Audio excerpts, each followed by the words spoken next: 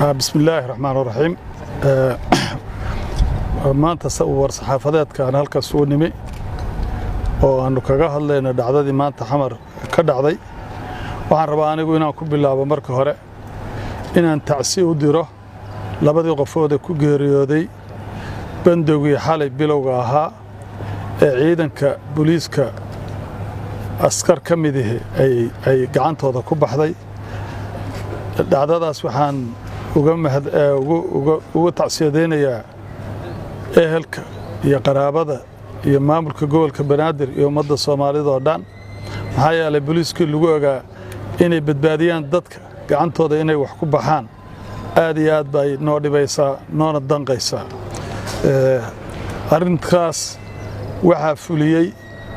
askari qura cid la ogeyd cid la amartay cid la daba socotay iyo midaan aniga israakiishayga hooseysa midna ay ogaayeen maaha waa ficil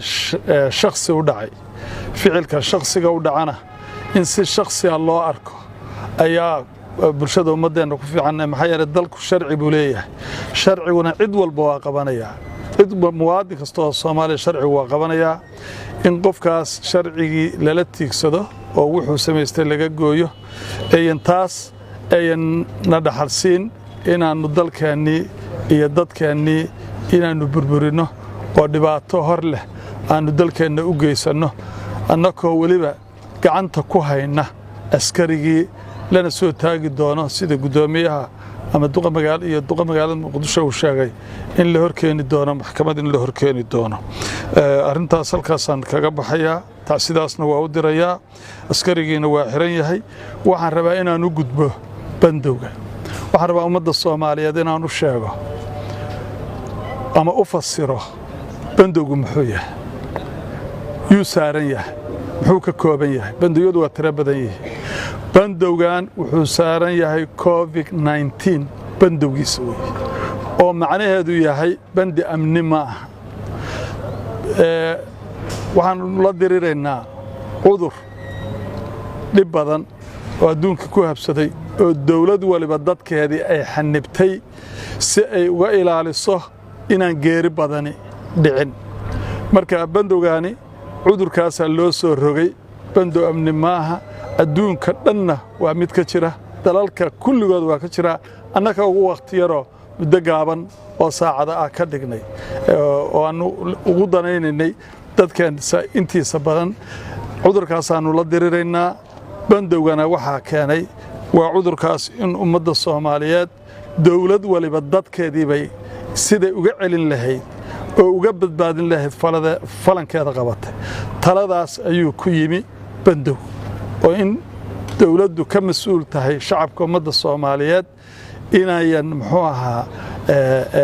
cudurkaas ku faafin oo waliba hadda nagu soo badanaya ayaa looga dan lahaa cudurkan waa cudur dawladihii waaweynaa dhibaato weyn u geystay oo muxuu ahaa dhaqaalihii ka burburiyey oo dadkii ka dhintay annaguna waxaanu doonaynaa dadkeenna inaanu ka badbaadinno maxaa yaa bandowgu saaran yahay bandowgu sidaan dhowr jeer horeyba u sheegay ma saara qof Soomaaliyeed oo wadada maraya laba qofood oo Soomaaliyeed oo wadada maraya oo ama dhakhtar u socda ama farmashiye u socda ama cid soo booqanaya ama suxuur soo doontay maxaa yeelay qofku halkaas uu marayaa waxbuu soo qabsanayaa saacad kasta ahaatee qofku hadduu qof iyo laba yahay meeshay rabaan ay mari karayaan waadix inaan ka dhigaan rabaa warkaas maxaa yeelay bandowgu wuxuu saaran yahay makhaayadihii iyo dhulkii la yidhi hal la xiro in dad badani isugu yimaadaan aroossi qabsadaan meel isugu yimaadaan meel soo wada fadhiistaan makhaayad horta ka sheekaysaan oo badan oo cudurku ku faafayo kaasaa bandowgu saaran yahay bandowgu ma saara qof muxuu ahaa wada maraya ama wax doonaya maxaa yeelay annakaaba niri farmashiyo ha furaado annakaan niri supermarketku ha furaado annakaan niri cusbitaalka ha furaado dadku yay u furan yihiin haddaan 5 saac 6 saac 7 saac qof walba markuu rabo uu sanaadi karay yuu furan yahay marka ciidanka booliiska iyo ciidamada oo dhan waxaan rabaa inaan mar labaad u sheego inaan dadka xaafadahooda hor fadhiya iyo dadka laba ama hal u socday wadada maraya aan la dhihin xagee u socotaan oo ayan bandiga ku jirin bandowgaas wuxuu saaran yahay in dad badani isu yimaado oo cudur isqaadsiyo waxaan rabaa inuu dadku sidaa u ogaado ciidankuna sidaa ay u ogaadaan waa dhici kartaa ciidanka qaarkiis in dhibaato laga soo sheegtay oo dadka jidka maraya u yeerayaan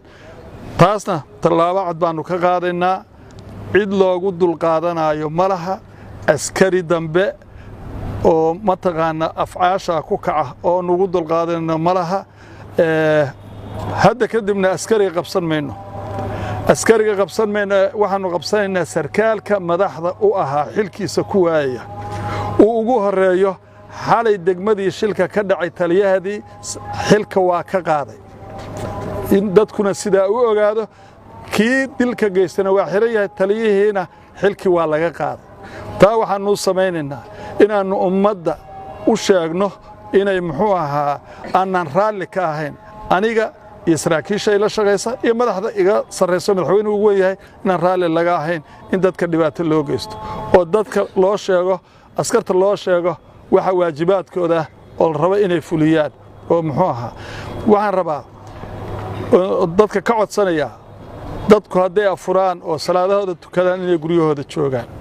caafimaadkeennaa ku jira cudurkan laga wada cararay baa ku jira waa idinka codsanayaa ninkaan dan weyn lahayn oo ama farmashiya ama supermarket ama cunno go'day aan u soo baxaynin inuu gurigiisa iska joogo oo si aan cudurkaani noogu faafin dadweynaha waa ka codsanaya inaynana muxuu ahaa gacan naga siiyaan waxaa kaloo oo aan rabaa inaan sheego waxaa dadku badidoodu ka soo jeediyeen muxuu ahaa inayan ku filayn wakhtigii dawladdu qabatay oo ahaa muxuu ahaa in muxuu ahaa 7 la soo hormariyey hal saac in la soo hormariyey bandowga markaanu magaalada iyo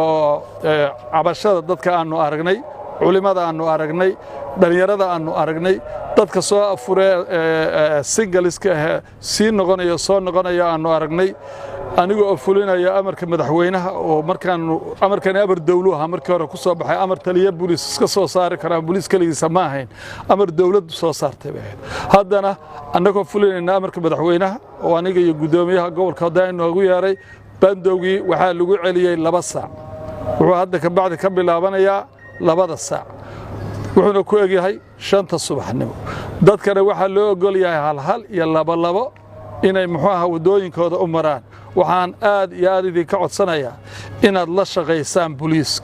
booliisku waa kuwa habeen iyo maalin u soo jeeda danihiinna u soo jeeda waxaa kaloo jira cadow kale aanu la diriraynaa COVID-19 meel baan kala diriraynaa cadow kale oo raba dalkan in ramadaanka qarax iyo dhib geystaan oo kalena waa kala diriraynaa yaan laydinku soo dhex dhuuman yaan danihiinna iyo dalkeenna iyo dadkeenna aanu wada difaacano khalad qof sameeyey ama shakhsi askari ha ahaado ama qof shacab ha ahaado aniga maalin walba askartu way soo dacwadeen waxay dad baa saas nagu sameeyay waxay askari baad u tahay marka sida askarta ay ugu samreyso in dadka ciidanka ay la shaqeeyaan oo ciidanka booliiska la ogaado inuu yahay ciidanka kaliya ee dadka ku dhex jira ee community policing 17 degmo iyo mid walba 4 ilaa 5 waaxood ka kooban tahay mid aysan joogin malaha waxaan ugu talagalnay horumarinta amniga aad habeenkii ku seexataan intaasaan rabay muxuu ahaa inaan la wadaago saxaafadda inaan muxuu ahaa ummadda Soomaaliyeed uga tacsiyeeyo falkii dhacay in muxuu ahaa talaabada aan ka qaadnay gudoomiyaha gobolka duqa magaalada iyo degmooyinka aad bay noola shaqeeyeen aad iyo aadna ugu mahad celinaynaa kaalintii ay ka qaateen iyo odayadii iyo isma badan iyo dad badan oo shacab ah garad talaabadii ay ka qaateen inaan dhibkiina gaarin dhib ka badani uusan dhicin waxaan idin ka rajaynayaa inaad la shaqeysaan booliiska والسلام عليكم ورحمة الله وبركاته.